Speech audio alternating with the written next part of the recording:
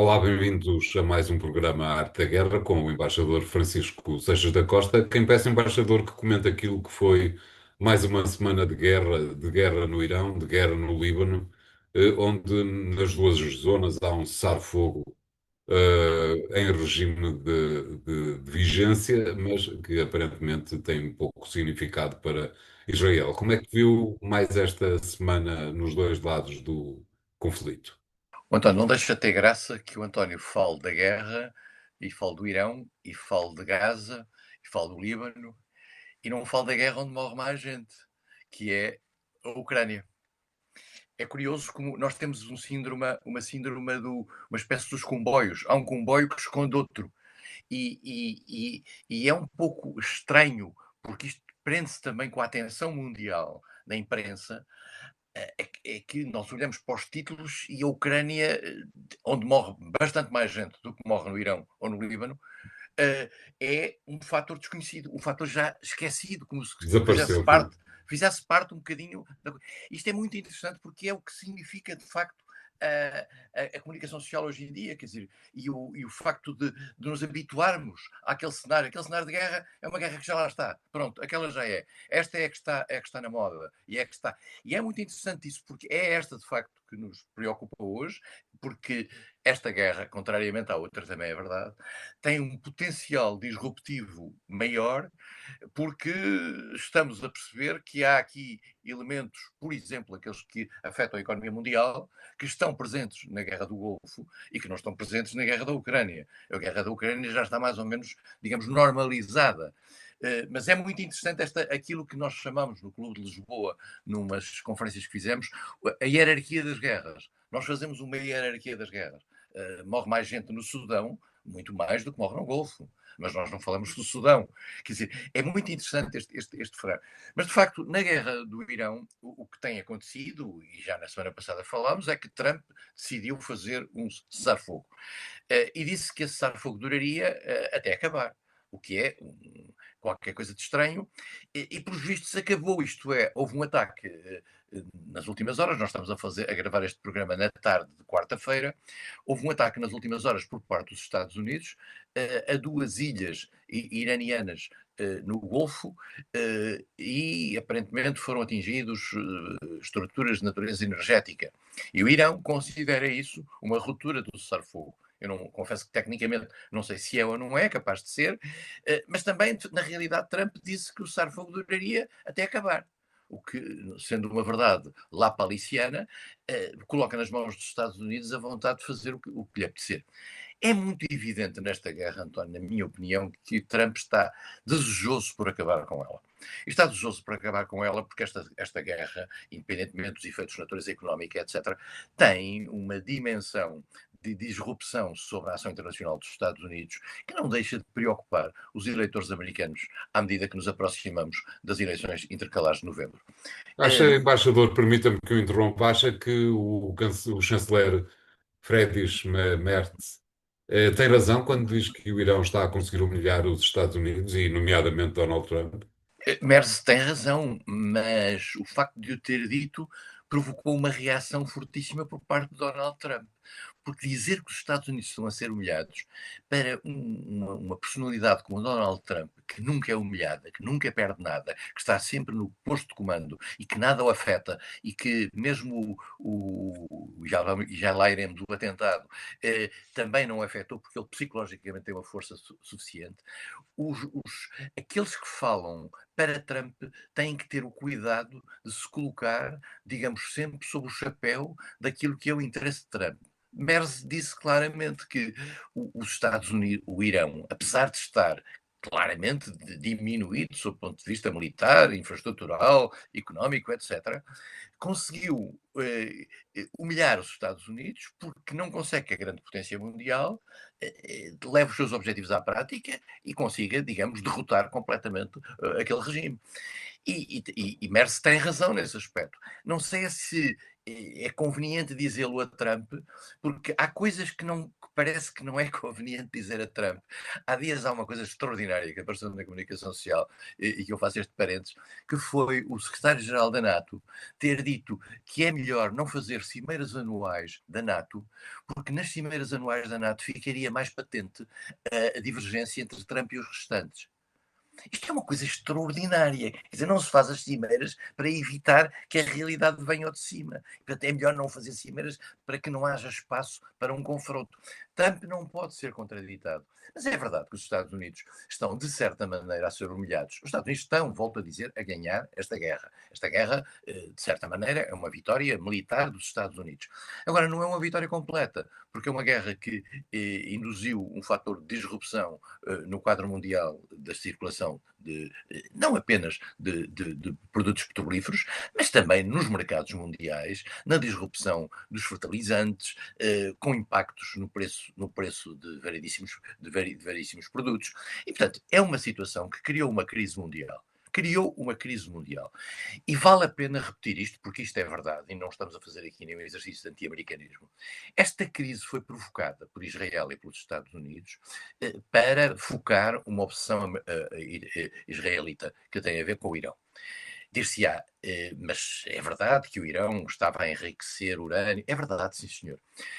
Não havia, e esse enriquecimento do urânio só se registrou pela simples razão de que os Estados Unidos abandonaram o acordo de 2015, em que havia uma fiscalização sobre o enriquecimento do urânio. Porque há um ponto aqui importante, António, que não deixa de ser necessário nós sublinharmos.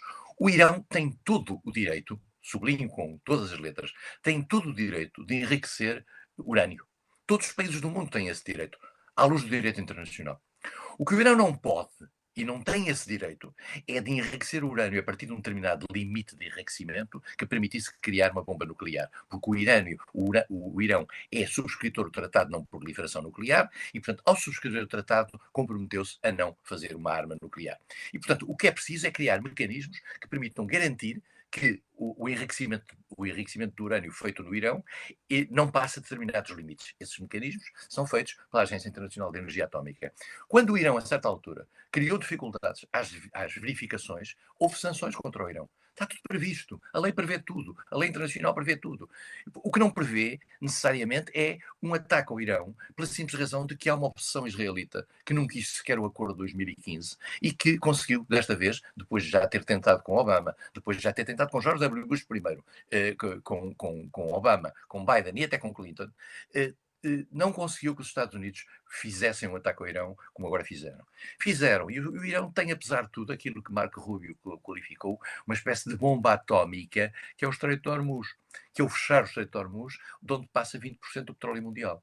Portanto, neste momento, os Estados Unidos, como o Merce diz e você repetiu, estão humilhados nesse aspecto porque não conseguem sair disto.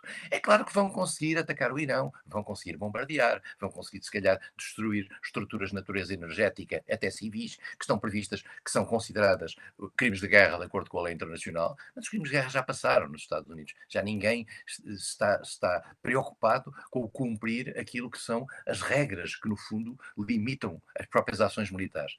E, portanto, os Estados Unidos estão, de facto, numa situação complicada, não se percebem o que é que vão fazer. Aparentemente, estes dois ataques a estas duas ilhas significam que o tal cessar-fogo que Trump tinha anunciado acabou. E, portanto, os Estados Unidos vão, se calhar, fazer qualquer coisa. Mas a sensação que dá é que os Estados Unidos não sabem bem o que podem fazer. E estão irritados pela circunstância de não poderem levar atrás de si outros países que viram as suas economias absolutamente disruptadas por esta situação internacional, rompidas pela situação internacional, graças a uma ação para a qual não foram chamadas e não foram minimamente, digamos, convocados como diálogo. Entretanto, no Líbano, embaixador, o cessar-fogo é uma miragem, que No era, Líbano, aliás, o que se estava à espera. é verdade, António, mas no Líbano aí pode-se dizer o seguinte, como o Hezbollah Não, não é subscritor não do era cessar-fogo, subscritor, exatamente. pode-se dizer que as ações do Hezbollah têm uma contra-reação israelita, que é sobre o norte de Israel, e como tal Israel, ao atacar o Hezbollah, não está a romper o cessar-fogo. Não sei qual é a leitura que o governo libanês tem disso. Agora, aqui ainda se pode pôr esta dúvida. No caso do Irão já não se pode pôr. Exatamente. Entretanto, nada indica que, peço desculpa, apesar de não sabermos bem o que é que o governo libanês, que não é o Hezbollah, se pensa sobre a matéria, o certo é que o exército libanês, é que há um exército libanês, não está, disposto a trocar armas com Israel. Não, Israel, o Líbano é um Estado falhado, é um Estado com uma grande fragilidade nas suas estruturas, onde o Hezbollah, e vale a pena lembrar sempre, o Hezbollah é uma força política dentro do Líbano. É uma força política em si, com cerca de 12, 15% de votos, porque o Hezbollah é eleito dentro do Líbano, e depois consegue normalmente agregações de outros partidos que o levam a ter um papel determinante. O que é estranho no Líbano, António, é a circunstância de há muitos anos do Hezbollah ter um exército. O Hezbollah é uma força política com uma milícia. E essa milícia foi criada, também vale a pena lembrar, isto não é uma coisa muito antiga. O Hezbollah não é uma coisa muito antiga. O Hezbollah foi criado dentro do Líbano como forma de resistência à invasão israelita do Líbano e tendo como alibi, sob o ponto de vista ideológico, aquilo que é a situação dos territórios palestinos. Nós sabemos que o Líbano é um sítio onde há campos de refugiados desde 1948. E o Hezbollah, de certa maneira, cavalgou essa circunstância, que é dramática relativamente às pessoas que ali vivem. Ainda há dezenas de milhares de pessoas em campos de refugiados dentro do Líbano, e tornou isso uma causa. E tornou essa causa também dependente de um parceiro exterior, que era o Irão. E, portanto, o Hezbollah é uma força, é como se aqui em Portugal houvesse um partido que de repente tem um exército, ou que tem uma milícia, e que tem estruturas militares, e que vai às eleições, mas mantém essas estruturas militares separadas do exército libanês. E o exército libanês não consegue abafar essas estruturas militares. Isso é uma situação complexa e que tem a ver com a fragilidade daquilo que é a vida política e as estruturas políticas dentro do Líbano. Obrigado, embaixador. Vamos fazer aqui o primeiro intervalo do programa de hoje. Voltamos já de seguida com o segundo tema. Até lá, obrigado.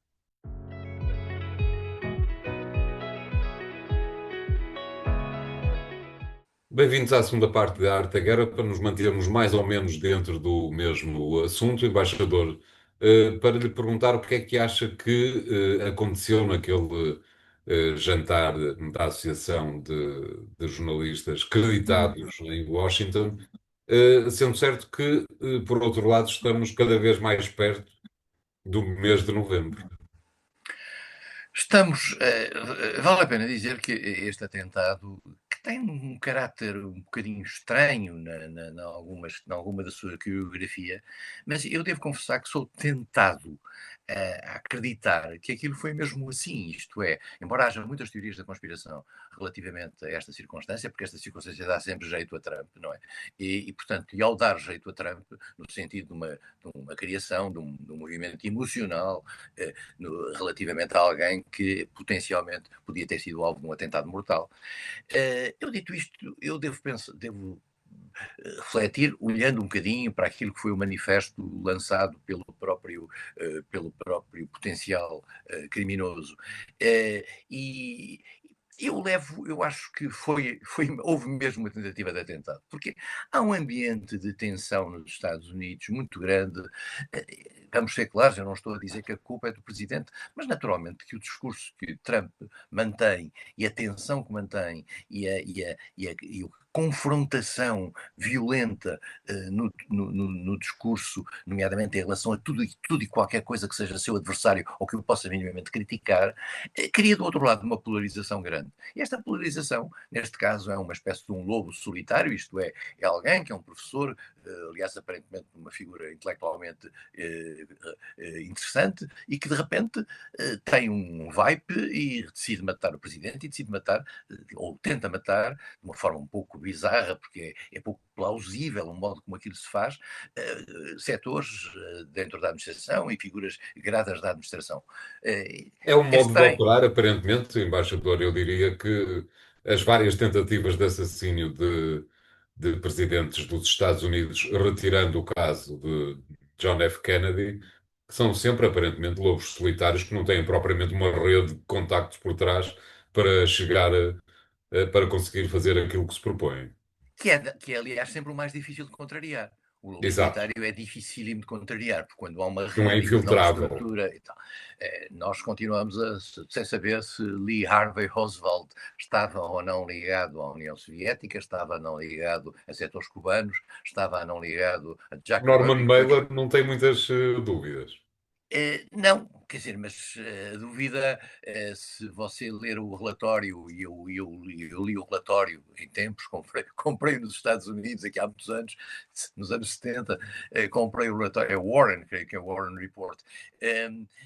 Há muitas dúvidas, há muitos setores, mas quer dizer, não há nada de concreto, pois a morte dele, muito rapidamente, morto por Jack Ruby, umas horas depois, que no fundo dava a ideia que era para não falar, enfim, tudo isso é tudo muito estranho. Mas na realidade, todos estes atentados têm um caráter muito estranho, que o atentado em que Trump foi ferido na orelha, a tentativa de atentado em Mar-a-Lago, este atentado, porque é muito pouco plausível, digamos, possível que aquilo fosse levado até ao fim, apesar de tudo, apesar das falhas de segurança, que parece que são absolutamente extraordinárias neste caso. Agora, daqui até se passar a uma teoria da conspiração, no sentido de dizer as falhas de segurança são de propósito, para deixar o homem chegar tão longe quanto isso, para criar uma oportunidade para haver uma reação, eu tenho as maiores das dúvidas. As coisas seriam muito difíceis de montar uma operação deste género. Embora as caras sorridentes depois, uma hora depois de toda a estrutura política de topo nos Estados Unidos, possa suscitar dúvidas. Eu também acho que com Trump todas as dúvidas são plausíveis. Dito isto, eu confesso que não acredito. Mas, de todo modo, isto criou. Este era um jantar interessante, porque era um jantar em que. É um jantar anual que os correspondentes da imprensa junto da Casa Branca, com os quais Trump já se percebeu que não tem uma relação assim tão simpática quanto isso, normalmente fazem estes jantares para criar um momento de humor e até inclusivamente de ir longe, bastante longe em termos da crítica, em termos do chamado roast, pô-los a assar os presidentes, os vários presidentes. E no passado há discursos extraordinários feitos por presidentes, por exemplo, a começar por Ronald Reagan, mas também por Obama, etc. Discursos extraordinários em que os presidentes conseguem ir buscar o humor, etc. E Trump nunca aceitou vir a um jantar destes, e aceitou desta vez, e logo desta vez aconteceu isto, e portanto não tivemos oportunidade de perceber se Trump teria um discurso algo irónico. Não me parece, conhecendo o personagem, que fosse nada de especial e ele conseguisse suplantar aquilo que são as dúvidas que sobre ele existem. Dito isto, isto interrompeu, digamos, um tempo mais nesta vida política. Trump acabou por explicar uma hora depois que afinal bem necessária é a sala de baile que está a construir na East Wing da Casa Branca para evitar este tipo de coisas. A sala de baile será protegida, etc., como se necessariamente todos os bailes passassem a ser ali, quer dizer, portanto, e o Presidente não fosse a um sítio qualquer, a um comício qualquer, em qualquer sítio. O Presidente não fica preso àquela sala de baile. Mas, portanto, tudo isto era um momento de grande tensão e num momento de contínua tensão dentro dos Estados Unidos, em que nos aproximamos do tal mês de novembro, em que Trump pode eventualmente perder o controlo do Congresso, não necessariamente na Câmara dos Representantes, não necessariamente no Senado. Há quem diga que Trump pode tentar um golpe de natureza institucional para evitar que estas eleições sejam credenciadas de forma verdadeiramente garantida. Veremos o que é que se Para isso passa. teria que deixar, manter a guerra e ter o Congresso do lado dele, provavelmente, Mas o Congresso Mas neste momento haver uma guerra é exatamente uma das possibilidades que o presidente dos Estados Unidos tem para suspender a democracia, vamos dizer a coisa desta maneira. é verdade, é verdade.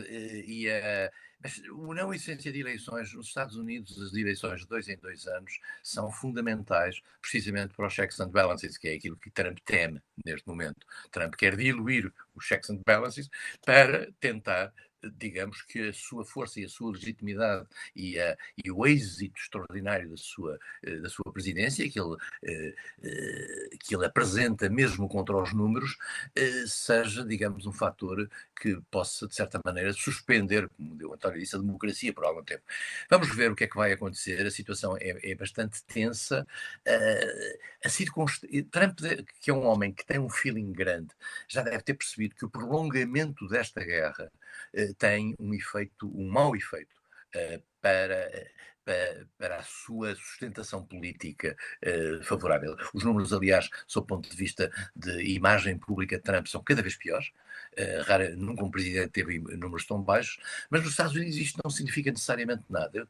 Trump foi o presidente que saiu da maneira que saiu, foi o incitador do assalto ao Capitólio e mesmo assim 70 e tal milhões de pessoas votaram nele. Portanto, nos Estados Unidos tudo pode acontecer e isto é muito complicado. E, entretanto, há eleições e vai haver, e há um ponto importante, António, hoje, que foi uma decisão tomada pelo Supremo Tribunal no sentido de proibir aquilo que era um redesenho de alguns distritos eleitorais dentro da Louisiana e que a ter sido aprovado e o Supremo Tribunal Federal rejeitou, teria, digamos, dado alguma vantagem aos democratas. E, portanto, Trump tem aqui uma vitória. Esta é uma vitória que também é importante nesse aspecto. Evitou que ali, naquele Estado, que se fizesse o chamado gerrymandering. O gerrymandering é uma coisa que nós não temos aqui em Portugal, porque os nossos distritos são mais ou menos antigos, mas nos Estados Unidos, e não só, no Reino Unido também, de vez em quando, há uma certa de redesenho dos distritos eleitorais, em alguns casos para dar maior homogeneidade política e para favorecer um partido ou outro. Isto acontece com democratas e com republicanos. A expressão, já agora para quem nos está a ouvir, gerrymandering, tem a ver com um senhor chamado Jerry, em 1800 e qualquer coisa, e o mandering tem a ver com salamandra, isto é, o desenho que ele fez para o seu Estado parecia uma salamandra e, portanto, chama-se gerrymandering.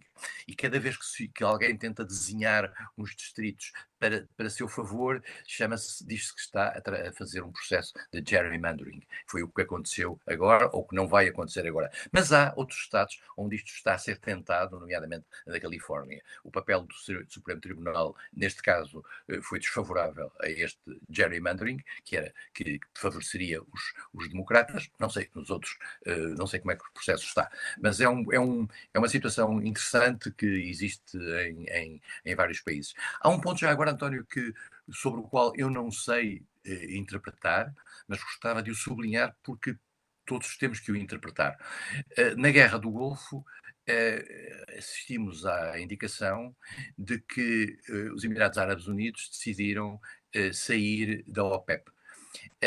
E isto tem efeitos imediatos sobre os preços do petróleo, como já se viu. A dúvida que existe é sobre se isto é vantajoso ou não vantajoso para os Estados Unidos. Porque durante muitos anos os Estados Unidos disseram que a OPEP que era um organismo que controlava e manejava os preços internacionais. A fragilização da OPEP, em princípio, pode favorecer os Estados Unidos. Não sei. Eu já li textos nos dois sentidos e, portanto, fico à espera dos sábios nesta área, porque é uma área muito complicada. Exato, mas talvez valha a pena recordar o exemplo de Angola. Angola saiu da OPEP também há bastantes meses atrás. Na altura, vários analistas escreveram que era um favor aos Estados Unidos. E o que acontece é que, vários meses depois, e isso soube-se na semana passada, Angola fechou com a China um acordo de largo espectro que tem a ver exatamente com a área do petróleo, desde a exploração até à refinação e tudo mais. Isto é, não foi vantagem nenhuma conseguida pelos Estados Unidos.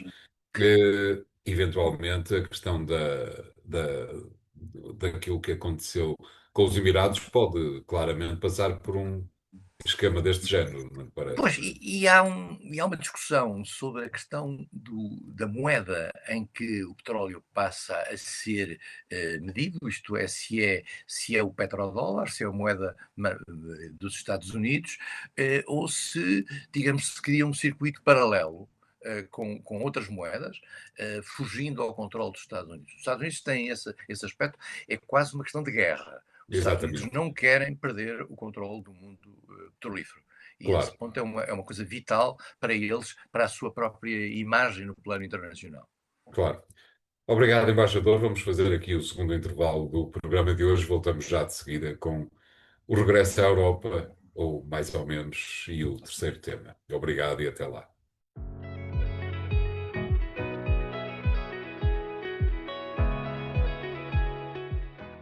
Bem-vindos à terceira parte de A Arte da Guerra. Desta vez, embaixador, para andarmos um pouco aos saltinhos entre a Europa e os Estados Unidos, uma vez que queria fazer-lhe perguntas sobre as próximas eleições locais no Reino Unido e também sobre as eleições parlamentares na Escócia e no País de Gales, mas vamos andar aos saltinhos porque, entretanto, o rei Carlos III esteve, ainda está hoje e quinta-feira, nos Estados Unidos, numa visita de Estado, a convite de Donald Trump, que me pareceu a tentativa de o regime britânico, de alguma forma, voltar ao encontro e às boas graças dos Estados Unidos depois de algumas confusões que têm havido entre os dois países, nomeadamente no que tem a ver com a falta de apoio dos britânicos aos norte-americanos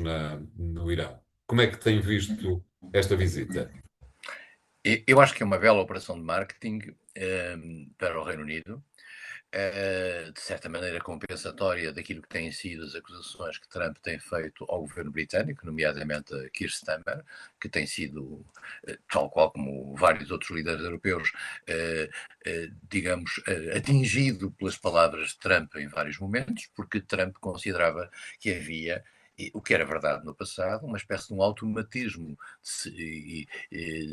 em que o Reino Unido seguia sempre o que os Estados Unidos fizessem, quase sem se perguntar nada. Isso aconteceu, aliás, lembrar-se-á da Guerra do Golfo, etc.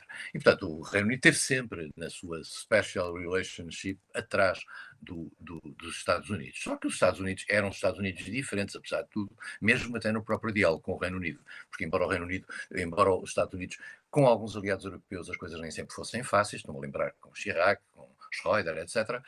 Apesar de tudo, a relação com o Reino Unido era sempre privilegiada, a tal relação especial. Todos os presidentes, todos os primeiros ministros britânicos, uns mais, outros menos, mas de qualquer forma, maioritariamente, estavam sempre muito próximos do amigo americano. O que aconteceu nesta guerra, com a recusa de Keir Starmer de avançar atrás dos Estados Unidos, ofendeu, de certa maneira, os americanos. Esta visita é uma visita que é, no fundo, o contraponto à visita que Donald Trump fez ao Reino Unido. O rei foi recebido em Estadão na Câmara dos Representantes e no Senado, fez um discurso hábil. Vou aqui dizer uma coisa que é importante que as pessoas saibam.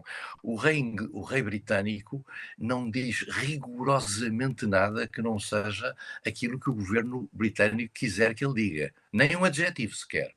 Isto é uma regra fundamental do funcionamento da monarquia britânica. E, portanto, poderá haver uma sugestão do rei de uma palavra aqui ou lá. Este discurso que o rei fez, até com as suas graças, até com as suas niceties, é um discurso checado sempre pelo governo. Mas a 100%, não é a 99%, é a 100%.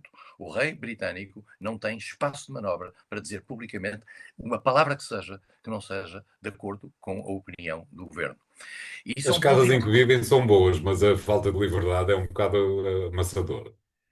Mas a questão é que este é, digamos, o compromisso da manutenção da monarquia britânica. É este o compromisso que é, por um lado, o rei falar em nome do seu governo, mas é o seu governo que fala através de um locutor que é o rei. Dito isto, é natural que a Casa Real tenha posto por lá umas graças, umas anedotas, umas coisas, mas que depois vão ser checadas pelo governo. Eu fui diplomata em Londres, conheço este assunto muitíssimo bem, as coisas são assim e nunca poderão deixar de o ser, enquanto a monarquia britânica for o que é. Isto já se passava com a Isabel II, não é nada de especial, com o Carlos III. Fez bem isto, fez bem esta operação. Esta operação fez bem, digamos, ao adocicar da imagem britânica no Reino Unido, nos Estados Unidos. Os americanos são muito sensíveis a esta dimensão solene, protocolar das monarquias. Por isso mesmo é que há estas manifestações no meio dos Estados Unidos a dizer no kings. No kings porque querem dizer nós não temos reis. Aliás, se o António se lembrar, aqui há pouco tempo, o chefe do Estado-Maior-General americano disse, ainda no mandato anterior de Trump, disse: nós não temos rei, nós não obedecemos a um rei, nós obedecemos à voz do povo e à voz do povo concretizada naquilo que são as eleições, mas não necessariamente a alguém que tem um poder total. E, portanto, eles são sensíveis, digamos, a este glamour real, que aliás liga bem com aqueles dourados todos na Casa Branca, etc. Mas eu, se quer que lhe diga, não acho que isto tenha um impacto esmagador naquilo que é o relacionamento entre o Reino Unido e os Estados Unidos.